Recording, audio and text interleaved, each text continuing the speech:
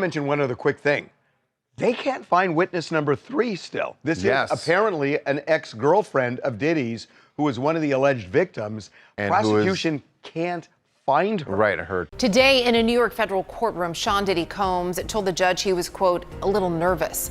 The rap mogul's criminal trial began this morning. He is trafficking, racketeering, and more. The courtroom drama surrounding Sean Diddy Combs' federal trial was already grabbing headlines, but the bombshell revelation that a key witness, dubbed Victim 3 in the indictment, has gone missing has thrown the entire case into chaotic uncertainty. What was shaping up to be one of the most high-profile celebrity trials in recent memory now has an added layer of intrigue, suspicion, and potential foul play.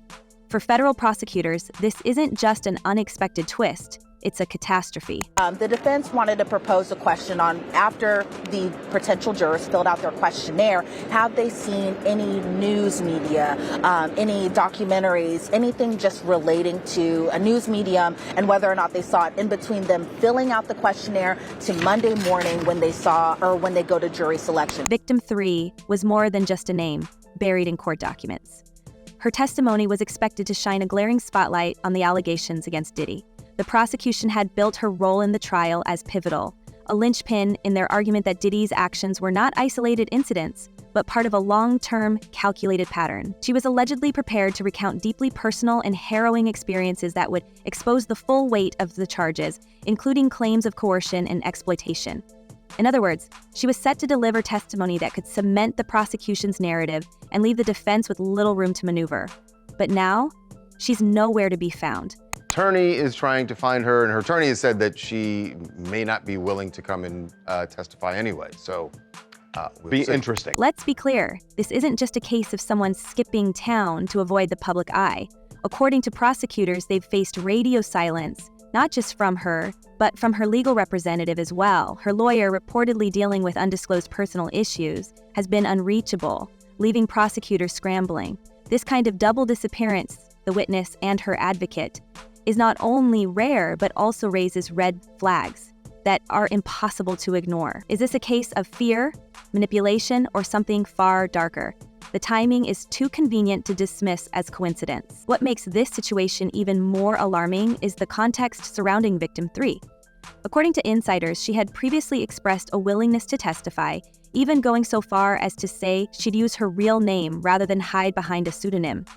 That kind of courage isn't common in cases like this, especially when facing off against someone with Diddy's wealth, influence, and connections. And yet, just as jury selection kicks off and the trial begins to gather momentum, she vanishes. Gone. No calls, no messages, no trace. For a prosecution team that had counted on her testimony to deliver a devastating blow, this isn't just a setback, it's a disaster. Because we now know who all the prosecutors will be on Diddy's trial. They're all women.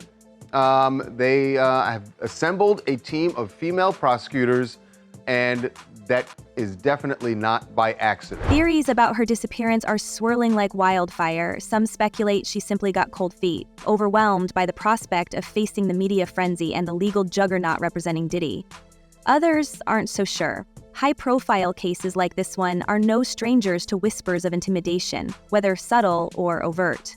Witness tampering doesn't just happen in the movies, and the stakes here couldn't be higher. If someone wanted to silence her, whether through threats, pressure, or something more sinister, they had every incentive to act now, before her words could hit the courtroom and the public record. And then there are the conspiracy theories, the kind that thrive in the shadowy corners of cases like these. Some suggest she may have been paid off, coaxed into disappearing with promises of a fresh start, far from the chaos. Others propose darker, more alarming scenarios that involve coercion or outright harm. The fact that even her lawyer is unreachable only deepens the mystery. Is it possible that both have been pressured into silence, and if so, by whom? The defense, of course, denies any involvement and has been quick to frame the situation as a failure on the part of the prosecution to secure their witness. But for the public, the question lingers. How far would someone go to keep this woman from speaking? In her civil lawsuit, Cassie said that she was the victim of abuse, assault, and at the hands of Diddy. The prosecution is in a bind, to say the least. Without victim 3, they lose a crucial voice that could have painted a vivid, damning picture of Diddy's alleged behavior. Her testimony wasn't just about her own experiences, it was meant to tie the broader narrative together, linking her story to those of other accusers, and solidifying the argument that Diddy's actions were part of a systemic pattern. Now, they're left with a gaping hole in their case. Sure, they still have other witnesses, including Cassie Ventura, whose testimony is already expected to be explosive, but losing victim 3 weakens their hand and gives the defense more room to argue that the accusations are inconsistent or exaggerated. And speaking of the defense, they've wasted no time capitalizing on this development. Diddy's legal team has been relentless in their efforts to discredit the prosecution, and the missing witness is a gift they didn't even have to fight for. They've already hinted that her disappearance raises questions about the credibility of the case as a whole. Their argument? If the prosecution can't even keep track of their key witnesses, how reliable can their broader claims be? It's a shrewd move, one that could plant seeds of doubt in the minds of jurors before the trial even properly begins. But let's not forget the elephant in the room, the sheer power and influence Diddy commands. This isn't just any celebrity trial. It's a battle involving a man who has spent decades building an empire that spans music, fashion, and business. His reach is vast, his resources limitless, and his connections deep. For years, he has been a figure who could make or break careers with a single decision. That kind of clout doesn't just vanish when you step into a courtroom. It lingers, casting a long shadow over everyone involved in the case. And when a witness disappears under these circumstances, it's hard not to wonder whether that shadow played a role. This investigation is ongoing, and I encourage anyone with information about this case to come forward and to do it quickly. What's particularly chilling is the broader implication of this disappearance. If victim 3 was indeed silenced, whether through fear, coercion, or something else, it sends a message to other witnesses, both in this trial and beyond. It says, speak up, and this could happen to you. That kind of intimidation doesn't just affect the people directly involved, it echoes outward, creating a culture of silence that makes it even harder for others to come forward. And in a case like this, where the allegations are as explosive as they are, silence can be just as damning as any verdict. As the trial continues, the absence of victim 3 looms large. Her story, once poised to be a cornerstone of the prosecution's case, now exists only as an unanswered question. What was she going to say? What details would she have shared? And most importantly, what or who is keeping her from saying it? These are questions the prosecution will have to grapple with as they move forward, trying to salvage a case that has already been rocked by scandal and speculation. A U.S. judge has ruled that the rapper and producer Sean Diddy Combs will stand trial on federal trafficking and racketeering charges in May. He'll be held in prison until then. Sean Combs has pleaded not guilty to charges that he used his business empire to transport women and male workers across state lines to take part in recorded performances. If convicted, he could face a life sentence. But even as the prosecution scrambles to adjust, the trial marches on. Jury selection is underway, opening statements are on the horizon, and the spotlight on Diddy has never burned brighter. The stakes couldn't be higher, not just for the accused, but for everyone involved. And with each passing day, the tension continues to build, the unanswered questions piling up like a storm on the horizon. And just like that, the courtroom drama surrounding Sean Diddy Combs went from a spectacle to a full-blown circus. With the disappearance of a key witness casting a long, dark shadow over the proceedings, the trial roared forward, dragging everyone into its relentless undertow. But if the prosecution thought the missing testimony was their only hurdle, they were in for a rude awakening. This case was about to unravel in ways no one could have anticipated, with every new revelation more jaw-dropping than the last. Now, to the latest on the arrest of Sean Diddy Combs. This one has so many people talking. The disgraced music mogul facing federal racketeering, conspiracy, and trafficking charges. Both the prosecution and defense teams are set to discuss the next phase of action following the indictment as investigators work to determine potential co-conspirators. But how exactly did we get here? First, let's talk about the charges, because frankly, they're unlike anything the entertainment world has seen in decades. Diddy isn't just fighting for his reputation, he's fighting for his freedom, and the stakes couldn't be higher. Racketeering, coercion, conspiracy, allegations that paint a picture of someone who didn't just flirt with the line between power and abuse, but bulldoze right past it. The prosecution is arguing that for years, decades even, Diddy operated in the shadows of his own empire, creating a culture where control and exploitation weren't just tolerated, they were the foundation.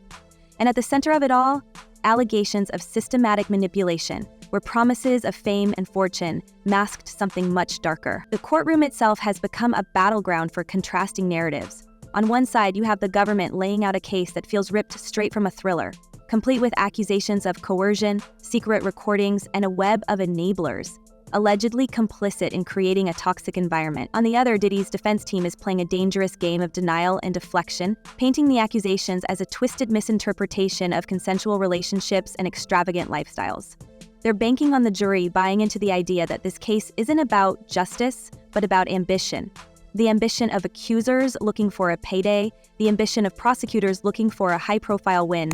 You know, I suppose it could be coincidence. I don't think it's coincidence, and especially given the nature of the case. Yes. Because when you look at who is examining these various witnesses, you know, especially female alleged victims, of which there will be 4.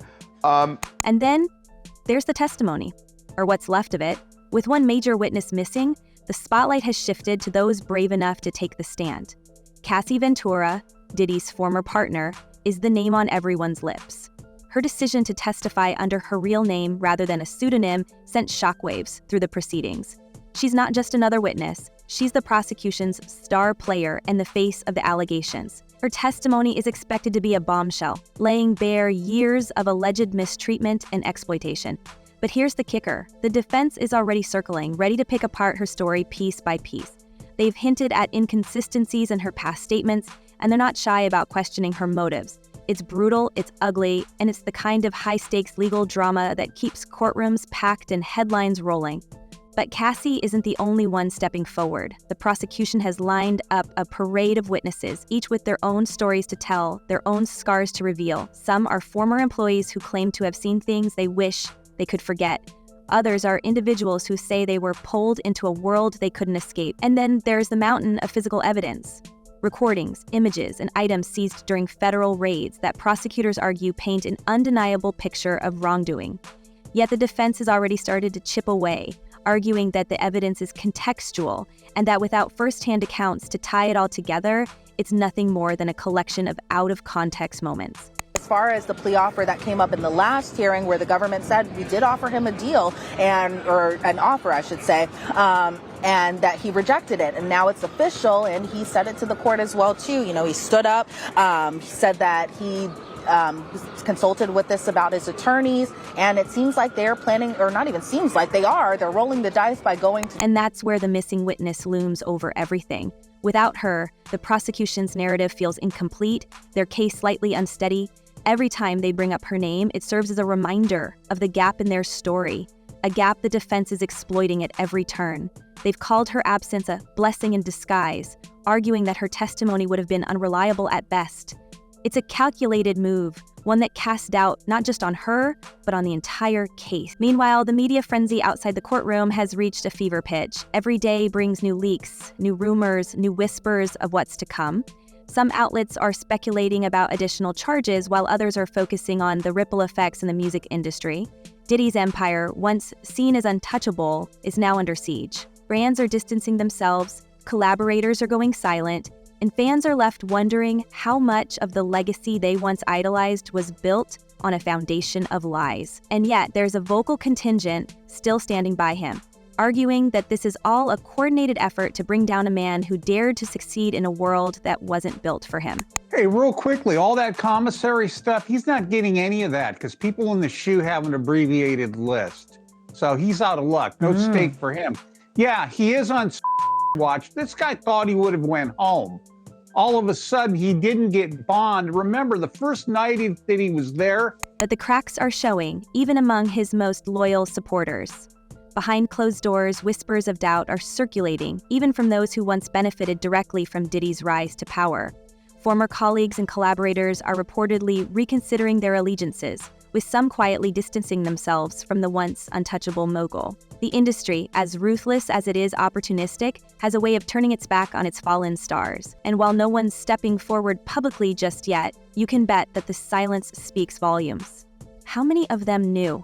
How many ignored the warning signs because it was easier to stay in the spotlight, soaking up the benefit of his empire?